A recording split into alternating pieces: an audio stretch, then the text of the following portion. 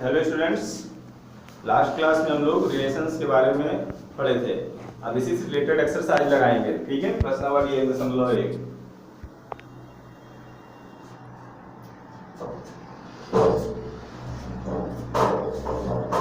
उससे पहले थोड़ा सा एक बार और चेक कर लेते हैं रिलेशन के बारे में। ठीक है, मान लीजिए कोई सेट ए दिया हुआ है, इस पे कुछ एलिमेंट्स दिए हुए हैं। ठीक है ना, मान लिया 1, 2 एंड 3। ठीक है, तो रिलेशन क्या होता है, इस सेट ए का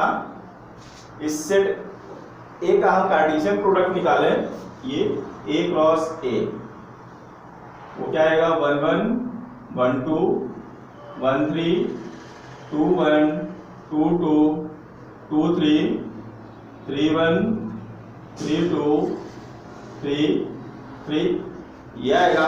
तो रिलेशन क्या होता है, इसका एक सबसेट, ये पूरा एक सेट हो गया। इस सेट में इतने एलिमेंट हैं, यहां से कुछ एलिमेंट्स को लेके अगर हम एक दूसरा सेट बनाएं तो इसका सबसेट कहलाएगा और वही कहलाता है रिलेशन। तो रिलेशन R, ठीक है ना, इन्हीं के कुछ एलिमेंट्स लेके डिफाइन किए जा सकते हैं। अब रिलेशन कितने प्रकार का होता है, मैंने बताया था 3 प्रकार का होता है। ठीक है ना, 4 प्रकार का होता है। सबसे पहला जो था वो रिफ्लेक्सिव रिलेशन था। अगर कोई भी रिलेशन रिफ्लेक्सिव कब होगा, जब इसमें इस तरह के एलिमेंट होंगे 1 1 2 2 3 3 1 1, बाकी भी एलिमेंट हो सकते हैं, दिक्कत नहीं है, जैसे 3 2 भी हो सकता है, और भी कोई एलिमेंट हो सकते हैं, बट इन तीनों का होना कंपलसरी है। सेट ए के जितने भी एलिमेंट हैं वो स्वयं से रिलेटेड होने चाहिए। रिफ्लेक्सिव के लिए सेट ए के जितने भी एलिमेंट हैं वो स्वयं से रिलेटेड होने चाहिए। 1 related to 1, 2 related to 2, 3 related to 3, 1 belongs to R, 2 belongs to R and 3 belongs to R। अगर इस तरह की कंडीशन आए, और भी एलिमेंट आ सकते हैं, कोई दिक्कत नहीं है, बट ये तीनों होना जरूरी है। ये तीनों रहेंगे तो हम कहेंगे कि ये रिलेशन कैसा है, रिफ्लेक्सिव रिलेशन है। अगर इनमें से अगर कोई भी एक गायब हो गया इस तरह से 1 1 3 3 है बट 2 2 नहीं है, तो ये रिलेशन रिफ्लेक्सिव रिलेशन नहीं कहलाएगा। ठीक है, ये हो गया हमारा 2 2 रिफ्लेक्सिव रिलेशन। रिफ्लेक्सिव मतलब स्वतुल्य। ठीक है ना, उसके बाद अगर हमको सिमेट्रिक सिद्ध करना हो किसी रिलेशन को, तो उसमें किस तरह के एलिमेंट होने चाहिए। जैसे अगर इस पे 1 2 है, 1 2 का मतलब 1 रिलेटेड टू 2। ठीक है, 1 रिलेटेड टू का मतलब क्या होता है, 1 2 बिलोंग्स टू R।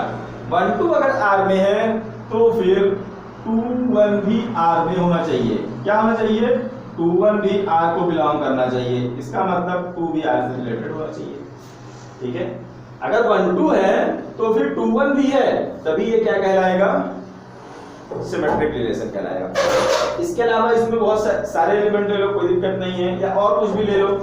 ठीक है, पर कम से कम सेट ए का एक एलिमेंट, सेट ए के दो एलिमेंट, कम से कम सेट ए के 2 एलिमेंट इस तरह के हो कि पहला दूसरे से रिलेटेड हो तो दूसरा पहले से रिलेटेड हो। ठीक है ना, और all a b belongs to a, मान लो कोई भी सेट दिया हुआ है, यदि ए बी से रिलेटेड है तो बी भी क्या होना चाहिए, ए से रिलेटेड होना चाहिए।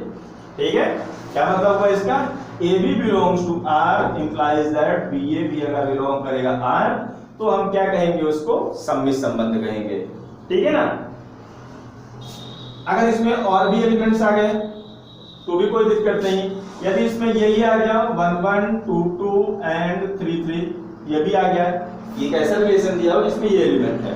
ठीक है ना, तो ये किस तरह का रिलेशन है, ये तीनों है, इसके कारण ये क्या है, ये हमारा स्वतुल्य भी है, और ये दोनों है तो ये क्या हो जाएगा, हमारा सममित भी हो जाएगा। अगर इसमें से एक भी गायब हो गया तो ये क्या हो गया, ये स्वतुल्य तो है पर ये सममित नहीं है, क्योंकि सममित के लिए 2 1 भी होना चाहिए। ठीक है, फिर तीसरा रिलेशन हमारा क्या था, यदि उस सेट के 3 एलिमेंट इस तरह से लिए जाएं कि पहला दूसरे से रिलेटेड हो, दूसरा तीसरे से रिलेटेड हो, और इंप्लाइज हमारा क्या आ जाए, पहला तीसरे से भी रिलेटेड हो जाए। ठीक है, इस तरह के एलिमेंट आ जाए 1 2 2 3 और 1 3 भी इसी में हो, तब इस तरह के रिलेशन को हम बोलते थे संक्रामक रिलेशन। पहला दूसरे से रिलेटेड, दूसरा तीसरे से रिलेटेड, इंप्लाइज पहला भी तीसरे से रिलेटेड होना चाहिए। 1 2 belongs to R, 2 3 belongs to R, implies 1 3 भी किसको बिलोंग करना चाहिए R, तो हम कहेंगे ये किस तरह का रिलेशन है, ये एक संक्रामक रिलेशन है, ठीक है ना।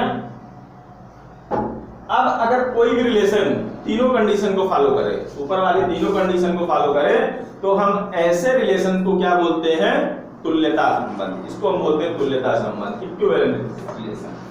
उसमें किस तरह के एलिमेंट होते हैं, अगर यहां से हम उठाते हैं तो ये देखो 1 1 2 2 और 3 3, ये किसकी कंडीशन हो गई, ये हमारी कंडीशन हो गई स्वतुल्य की।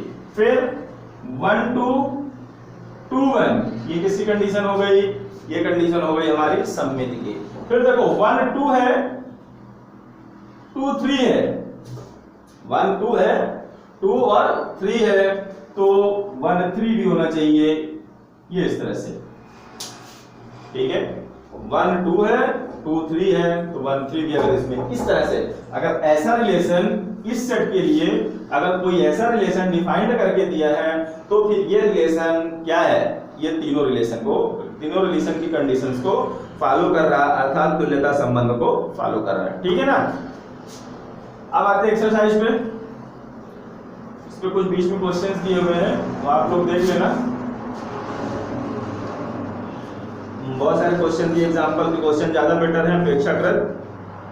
यहाँ एक्सरसाइज के क्वेश्चन, ठीक है। कोई भी रिलेशन दिया हुआ है, जैसे मान लो एक दिया हुआ है वास्तविक संख्याओं का समुच्चय, जो हमारा सेट लिया गया है वो किस तरह का लिया गया है, set of all real number. इस पे एक रिलेशन, ये set of all real number है, ठीक है ना, सेट है। इस सेट में किस तरह के एलिमेंट हैं, सारे वास्तविक संख्याएं हैं, और इसमें एक रिलेशन डिफाइंड है इस तरह का। रिलेशन हमेशा ऑर्डर पेयर में डिफाइंड होगा, such that a less are equal to b, ठीक है ना। इस तरह का कोई एक रिलेशन डिफाइंड है, a less are equal to b द्वारा परिभाषित संबंध। इस संबंध को हमको बताना है कि ये स्वतुल्य है तथा संक्रामक है, किंतु सममित नहीं है। अगर ऐसा आ गया कि वास्तविक संख्याओं के समुच्चय R में कोई संबंध ये है, को सिद्ध करिए कि यह स्वतुल्य है, संक्रामक है, किंतु सममित नहीं है। तो कैसे सिद्ध करेंगे, स्वतुल्य के लिए कोई भी वास्तविक संख्या होती है, ए और बी क्या है, ए और बी हमारी यहाँ पे रियल नंबर है, तो कोई भी वास्तविक संख्या होती है वो स्वयं से मतलब अपने से छोटी भी हो सकती है और बराबर भी, उसको हम अपने से छोटी और बराबर लिख सकते हैं, ठीक है ना। तो for all a belongs to R, a related to a implies that a belongs to R, ठीक है ना। ये इस कंडीशन को फॉलो कर रहा है, क्यों, क्योंकि a less are equal to a हम लिख सकते हैं, a less are equal to a हम लिख सकते हैं, तो a belongs to R. A belongs to R का मतलब यह कंडीशन क्या है, ये स्वतुल्य है, ठीक है ना। फिर इसके बाद सममित के लिए ए बी, सममित के लिए वास्तविक संख्या है, ठीक है। इसमें हम कोई वास्तविक संख्या लेके इसको चेक करके दिखाते हैं। जैसे मान लो हमने वास्तविक संख्या ले ली 4 और 5, 4 5 बिलोंग करेगा किसको, इसको बिलोंग करेगा, ए क्रॉस ए को बिलोंग करेगा, ठीक है। और 4 5 किसको बिलोंग करेगा, इस रिलेशन को, क्योंकि ये तो वास्तविक संख्याओं के लिए रिलेशन डिफाइंड था। 4 5 आर में होगा ना रिलेशन में, ए बराबर 4, बी बराबर 5, और ये इस कंडीशन को फॉलो भी कर रहा है, 4 लेस आर इक्वल टू 5 कर रहा है ना, 4 5 से छोटा है, ठीक है। अब हमको क्या सिद्ध करना था इसमें, a less are equal to b implies, अगर हम ऐसा सिद्ध कर दें b less are equal to a, जब अगर ऐसा सिद्ध कर देंगे तो फिर ए बी भी इसमें होगा और बी ए में भी। पर क्या ऐसा हो सकता है कि 4 लेस आर इक्वल टू 5 और 5 लेस आर इक्वल टू 4, क्या ये कभी होगा, 5 कभी 4 से छोटा या 4 के बराबर होगा, नहीं होगा, ठीक है ना। तो फिर for all a b belongs to R implies that b a does not belongs to R, b a इसमें नहीं होगा, क्योंकि देख रहे हैं यहाँ पे 4 5 के लिए हमने चेक कर लिया, ये सारी वास्तविक संख्याओं के लिए था। मान लो कुछ वास्तविक संख्याओं के लिए हो सकता है कि सही हो ये कंडीशन, पर यहाँ पे आराम नहीं लगाते हैं, चलो a b belongs to R, b a does not belongs to R. ये नहीं कर रहा है, 5 4 आ रहा है, ये 4 5 था, ये 5 इससे कभी छोटा ही नहीं होगा। तो इस तरह से ये संबंध क्या होगा, ये संबंध सममित नहीं होगा। ठीक है, आप संक्रामक के लिए देख लेते हैं। संक्रामक के लिए 3 संख्याएं ले लेते हैं। मान लो हमने ले लिया 2 3, ठीक है, 2 3 उस कंडीशन को फॉलो कर रहा, 2 ≤ 3, ठीक है। फिर अगली संख्या हमने ले लिया 3 5, ठीक है, ये भी इसको फॉलो कर रहा है, 3 ≤ 5। मतलब ये दोनों क्या है, ये दोनों बिलोंग कर रहे हैं हमारे इस रिलेशन में, ठीक है। 2 3 belongs to relation and 3 5 belongs to relation. Implies क्या 2 5 भी हमारे रिलेशन को बिलोंग करेगा? बिल्कुल करेगा। क्यों करेगा? 2 5 देख लेते हैं यहाँ पे, 2 ≤ 5 जो कि सत्य है भाई, 2 तो 5 से छोटा ही होगा। इंप्लाइज ये इसको बिलोंग कर रहा है, इसका मतलब 2 3 भी R में है, 3 5 भी R में है और 2 5 भी R में है। इसका मतलब क्या हुआ है, ये रिलेशन क्या है, सिमेट्रिक है। हमने देखा रिफ्लेक्सिव भी था पर ये सिमेट्रिक नहीं था, ये ट्रांजिटिव रिलेशन है पर ये सिमेट्रिक नहीं है। तो इस तरह से बहुत सारे छोटे छोटे क्वेश्चन हैं, तो आप लोग एक्सरसाइज उससे देख लेना एग्जांपल से, ठीक है। अब हम एक्सरसाइज चलते हैं 1.1। 1.1 में पहला क्वेश्चन दिया हुआ है, निर्धारित कीजिए क्या निम्नलिखित संबंधों में से प्रत्येक स्वतुल्य, सममित तथा संक्रमक है।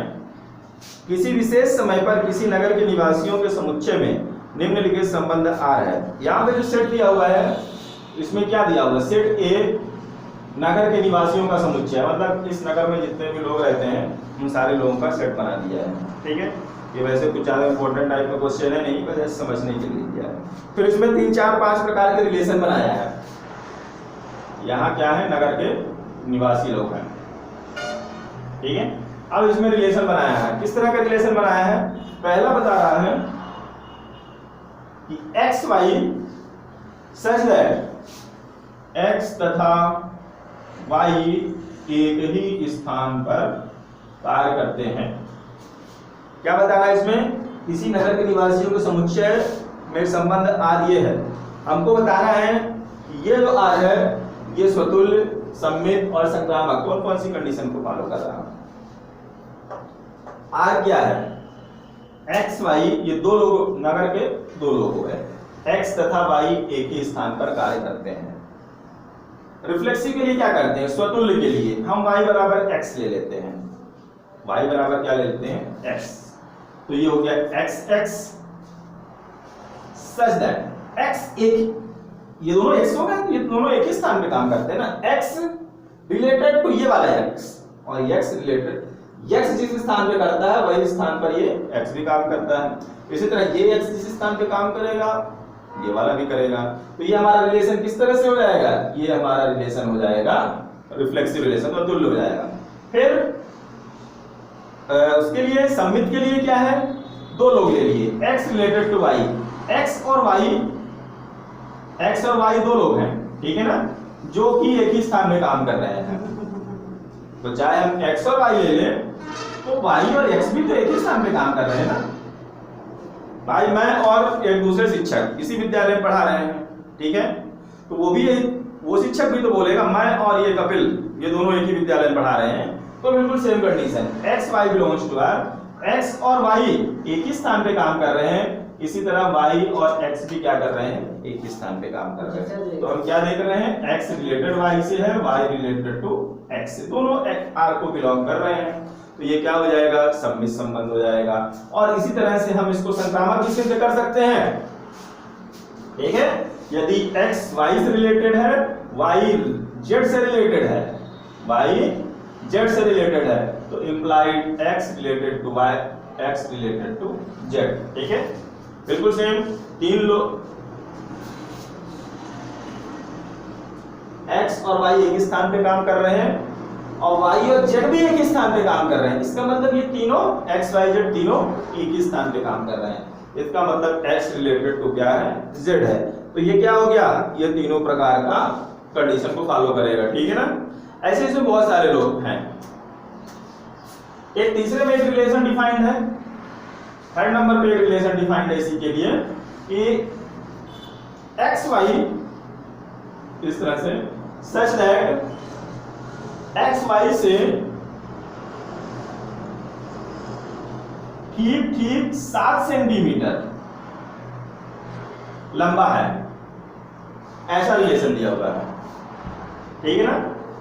इसको बताना है x जो है तो y से ठीक 7 सेंटीमीटर लंबा है।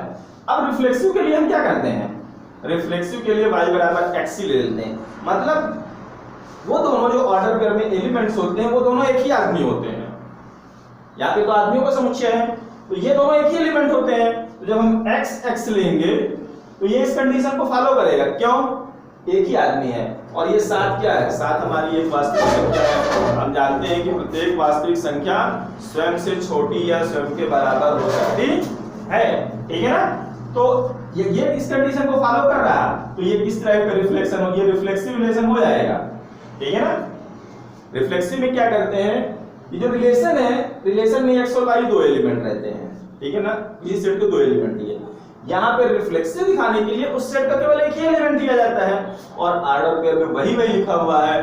तो भाई ये इससे 7 सेंटीमीटर छोटा है, ये इससे 7 सेंटीमीटर छोटा है, तो एक ही चीज, ठीक है। तो ये क्या कर रहा है, ये रिफ्लेक्सिव रिलेशन को फॉलो कर रहा है, ठीक है ना।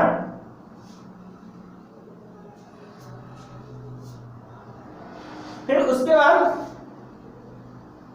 x रिलेटेड, अब दूसरी कंडीशन सिमेट्री के लिए x related to y, x y से रिलेटेड है, चलो x y belongs to r, हमने इस r से इस तरह का एलिमेंट दिया।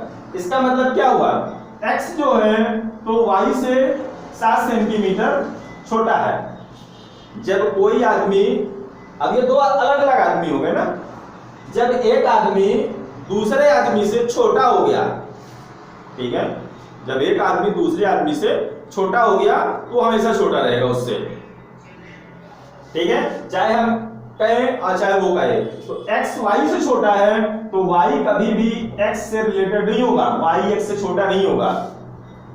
x जो है तो y से छोटा है, ठीक है ना, x y से ठीक 7 सेंटीमीटर लंबा है, ठीक है ना। x क्या है, x y से ठीक 7 सेंटीमीटर लंबा है। x जब y से लंबा है, x जब y से 7 सेंटीमीटर क्या है, लंबा है, तो y कभी भी x से 7 सेंटीमीटर लंबा नहीं होगा।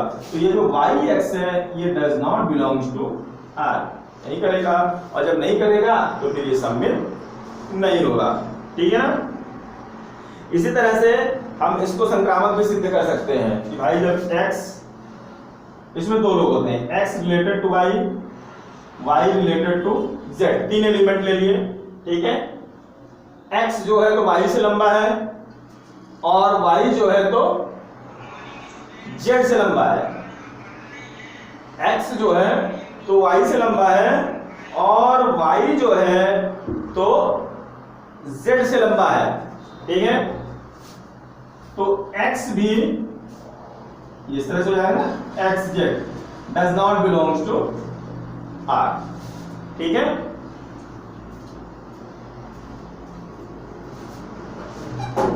इस तरह ये संबंध केवल स्वतुल्य हो गया। इसमें और भी बहुत सारे दिए हुए हैं, 2 और दिए हुए हैं, ये ऐसे क्वेश्चन आते नहीं है, पर वो थोड़ा ऐसे समझने के लिए दिया हुआ है। जैसे चौथा दिया हुआ है, एक रिलेशन दिया है x y such that x y की पत्नी है,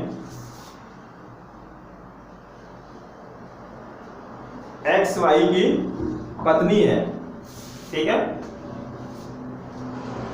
अब फर्स्ट रिलेशन के लिए क्या होता है, दोनों एक ही एलिमेंट लेते हैं, तो दोनों या तो पुरुष को ले लिए, ठीक है, या दोनों महिला भी ले सकते हैं, महिला ले लिए।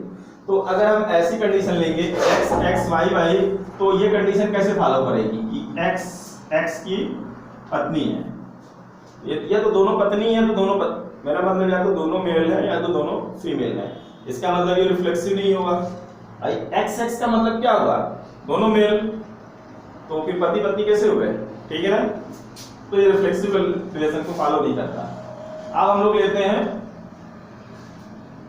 सममित के लिए, x जो है तो y की पत्नी है, x जो है तो y की पत्नी है, x जो है तो y की पत्नी है, तो y पति हो गया और x क्या हो गई, पत्नी हो गई। तो क्या ऐसा संभव है, y related to x, y जो है तो x की पत्नी है, y तो पति था ना, y तो पति है, पत्नी थोड़ी बन जाएगा, ठीक है ना, डज नॉट बिलोंग्स टू। ठीक है, तो ये सम्मित भी नहीं होगा। इसी तरह से तीसरा भी, यदि x y की पत्नी है, y z की पत्नी है, x y की पत्नी है,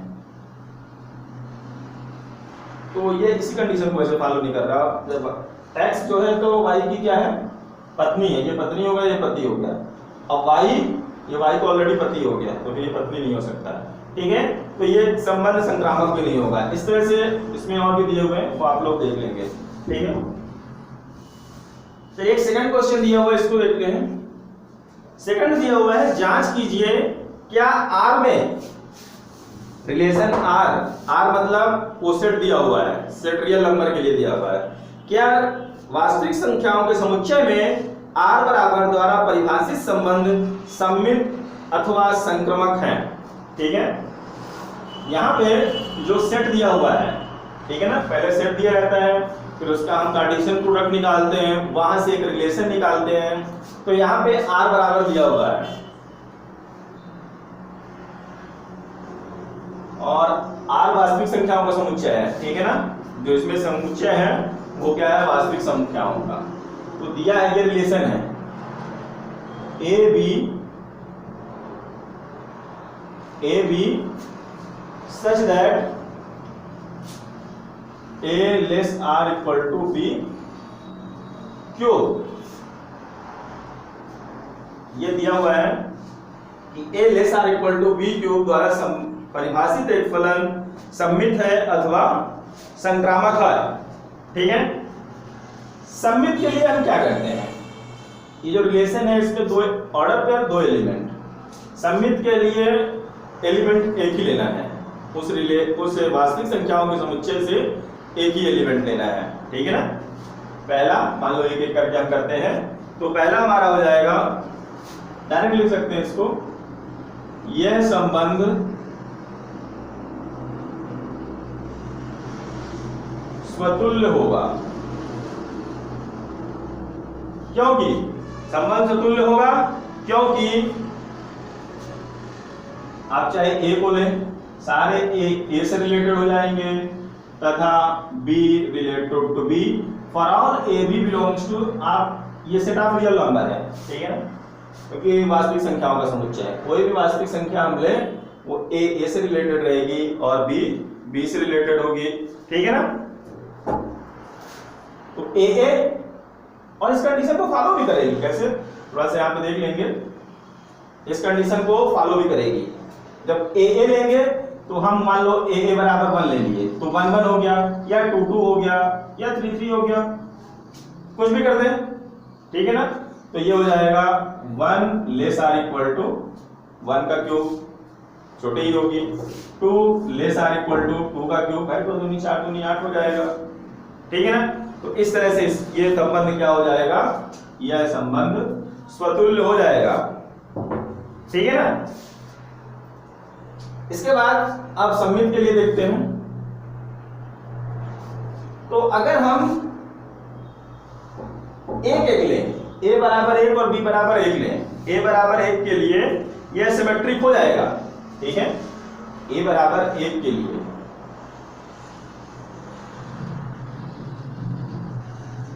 यह सम्मित हो जाएगा कि नहीं, हो जाएगा, क्योंकि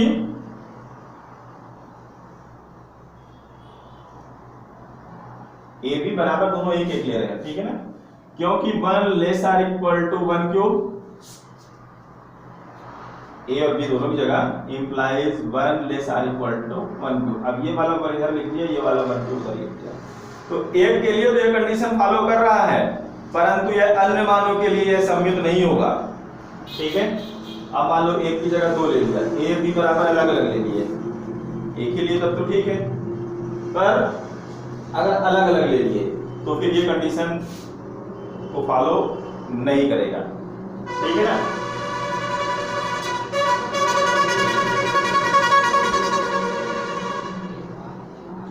वैसे ये जो क्वेश्चन दिया हुआ है, शुरू में दिया जांच कीजिए क्या R में, ये R में नहीं होना चाहिए, क्योंकि अगर R की बात करेंगे, आर मतलब वास्तविक संख्याओं का समुच्चय, सेट ऑफ रियल नंबर।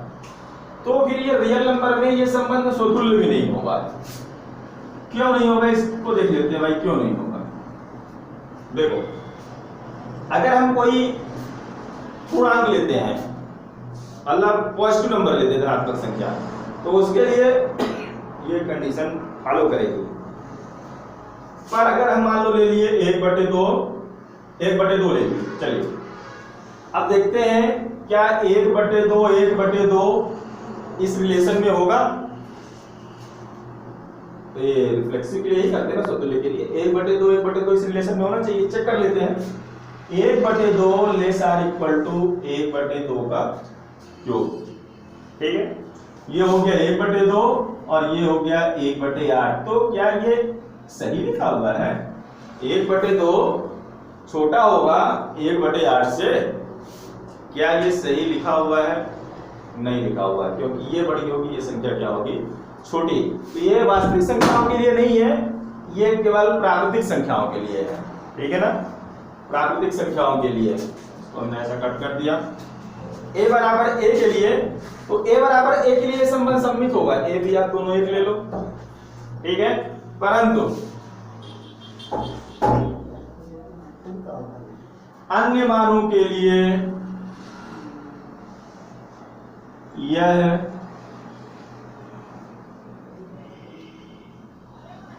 सम्मित नहीं होगा। कोई भी मान ले लो भाई, 2 ले लो, 1 2 आर पे 1 2 है। ठीक है ना, चलो 1 लेस आर इक्वल टू 2 का cube, 1 less are equal to R, 1 2 इसमें है। ठीक है ना, तो क्या होना चाहिए? 2 1 भी होना चाहिए, 2 1 भी आर को बिलोंग करना चाहिए। तो 2 1 ले लेते हैं, क्या आएगा? क्या 2 लेस आर इक्वल टू 1 का cube, 2 less are equal to 1। क्या ये सही लिखा हुआ है? नहीं लिखा हुआ। 2 भाई 1 से कैसे छोटा हो सकता है? ठीक है, तो 1 के लिए तो सिमेट्रिक है, परंतु अन्य मानों के लिए यह क्या होगा? सम्मित नहीं होगा। ठीक है, अतः यह क्या हो गया? यह संबंध सम्मित नहीं होगा। ठीक है, अतः आप लिख सकते हो for all a b belongs to R, a b belongs to R implies that BA does not belongs to R, BA R को बिलोंग नहीं करता, अतः यह सम्मित नहीं होगा। ठीक है, अब इसी तरह इसको देख लेते हैं संक्रामक के लिए। ठीक है, संक्रामक है कि नहीं है? थोड़ा सा इसको मिटा देते हैं और संक्रामक देख लेते हैं। तीसरा रिलेशन क्या था? रिलेशन में दिया R बराबर था AB such that A less R equal to B का क्यूब। ठीक है ना, इसको देख लेते हैं। मान लो हम कोई वास्तविक संख्या से इसको समझने की कोशिश करते हैं। मान लो 2 3 बिलोंग कर रहा है R को। ठीक है, करेगा ही, क्योंकि 2 लेस आर इक्वल टू 3 का क्यूब होगा। 2 जो है तो 3 का 9 27 से छोटा होगा। फिर 3 4 ले लेते हैं, ये भी आर को बिलोंग करेगा, क्योंकि 3 लेस आर इक्वल टू 4 को। तो संक्रामक के लिए क्या चाहिए? संक्रामक के लिए चाहिए कि 2 4 भी आर को बिलोंग करे। It means 2 less are equal to 4 का क्यूब। अरे ये तो इसको फॉलो कर रहा है, इस कंडीशन को भाई। 2 3 अगर आर को बिलोंग करता है तो 3 4 भी आर को बिलोंग कर, ये दोनों पहले से बिलोंग कर रहे हैं। तो हम देख रहे हैं कि 2 4 के लिए भी ये कंडीशन क्या हो रही है? सेटिस्फाई हो रही है। तो यह क्या हो जाएगा? यह संबंध हमारा संक्रामक तो हो जाएगा लगता है। दो अगर ये नेचुरल नंबर के लिए n के लिए दिया हुआ है तो फिर ये संक्रामक हो जाएगा। ठीक है ना भाई, 2 3 belongs to R, 2 less are equal to ये। फिर 3 4 ले लिए, ये भी इस कंडीशन को फॉलो कर रहा है, तो 2 4 भी आर को बिलोंग करेगा ही करेगा। अगर ये नेचुरल नंबर के लिए है तो, अगर यही वास्तविक संख्याओं के लिए होता तो फिर नहीं करता। क्यों नहीं करता वो भी देख लेते हैं। मान लो यहाँ पे संख्या दी हुई है 2 और -3 दी हुई है। नहीं, 2 और -3 तो ऑलरेडी नहीं करेगी, -2 और -3 हम ले लेते हैं। ये भी नहीं करेगी, बटे वाली संख्या करेंगे, ठीक है ना। इसमें कौन सी संख्या करेगी, कंडीशन फॉलो, बटे वाली संख्या करेगी, ठीक है ना। अगर ये नेचुरल नंबर के लिए डिफाइंड था तो ये सिमेट्रिक होता, पर ये आर पे लिखा हुआ था, आर के लिए लिखा हुआ था, तो ये क्या होगा, ये संक्रामक नहीं होगा, ठीक है ना। तो इसी प्रकार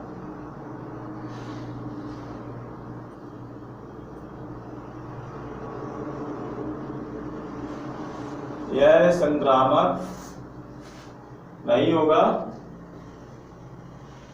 क्योंकि किसी भी ए रिलेटेड बी, बी रिलेटेड सी के लिए सी रिलेटेड ए रिलेटेड सी नहीं होगा। अर्थात a b belongs to R, b a belongs to R implies A C does not belongs to R, ठीक है।